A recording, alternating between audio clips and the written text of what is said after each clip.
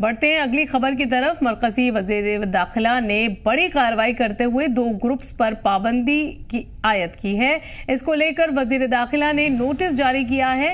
वज़ारत दाखिला से जारी ऑर्डर के मुताबिक उमर फारूक की अवामी एक्शन कमेटी यानी AAC और मसरूर अब्बास अंसारी की जम्मू कश्मीर इत्तेहादुल मुस्लिमीन यानी JKIM पर फौरी तौर पर 5 साल के लिए पाबंदी लगा दी गई है। बता दें आपको कि अवामी एक्शन कमेटी पर मरकजी सरकार की तरफ से लगाई गई पाबंदी पर मुख्तलिफ सियासी पार्टी के लीडरान ने अपने अपने रद्द अमल का इजहार भी किया है।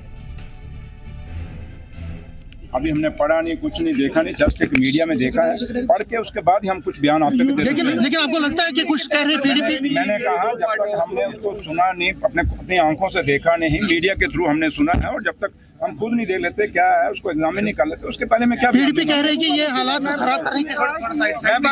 महबूबा मुफ्ती जी क्या कहती हैं उन पे मैंने तो रिएक्ट नहीं करना। हम सरकार हैं, सरकार ने सोच के ही बोलना, वो कुछ भी बोल सकती हैं क्योंकि उनके पास बचा कुछ नहीं, और सिर्फ वो अपनी सर्वाइवर की लड़ाई लड़ रही हैं और अपनी पार्टी को जिंदा करने की कोशिश कर रही हैं। और लेकिन वो कहें कि ऐसे ऊट पटांग बयान देने से वो सर्वाइव हो जाएगी, पार्टी द्वारा नहीं होगी। लोगों के मुद्दों से बात करनी पड़ेगी।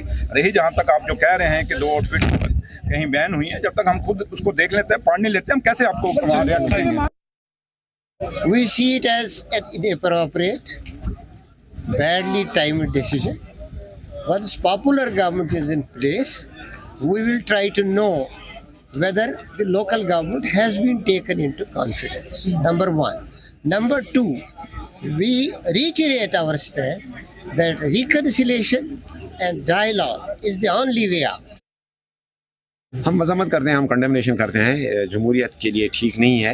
एक तरफ से आप मीरवाइज साहब को जो है टॉक्स में एंगेज कर रहे हैं, एक तरफ से आप जमात को जो है उनको आपने दावत दी कि वो जमहूरियत में आए, और हालांकि उन्होंने हिस्सा भी लिया यहाँ इलेक्शंस में, लेकिन दूसरी तरफ से आप उनकी जमात को, उनकी पार्टीज़ को बैन करते हैं, तो या इंडिविजुअल्स को बैन करते हैं। ये चीज़ें सही नहीं है। अनलेस एंड अनटिल अगर कोई अनलॉफुल या कोई इलीगल काम कोई पार्टी नहीं करती है तो उनको बैन कराना ये सही चीज़ नहीं है। बातचीत से जो है मसले का हल निकलता है। बैन करा के जो है आप पॉलिटिकल एक्टिविस्ट्स को या पार्टीज को बैन कराएंगे, इन चीज़ों से मसाइल का हल नहीं निकलता है।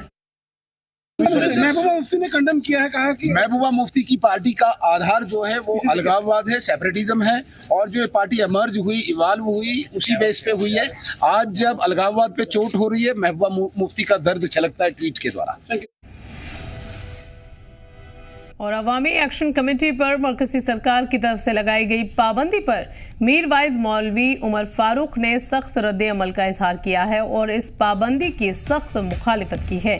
उन्होंने कहा कि इसे शहीद मिल्लत ने 1964 में मुवे मुक़द्दसा में कायम किया था। ये पार्टी लोगों के हुकूक के तहफ़्फ़ुज़ के लिए हमेशा खड़ी रहती है। ये खालिस जमहूरी और पुरअमन पार्टी है। इसके लिए कई लोग जेल भी गए हैं। उन्होंने कहा कि ताकत के दम पर आवाज दबाई तो जा सकती है, खामोश नहीं कराई जा सकती।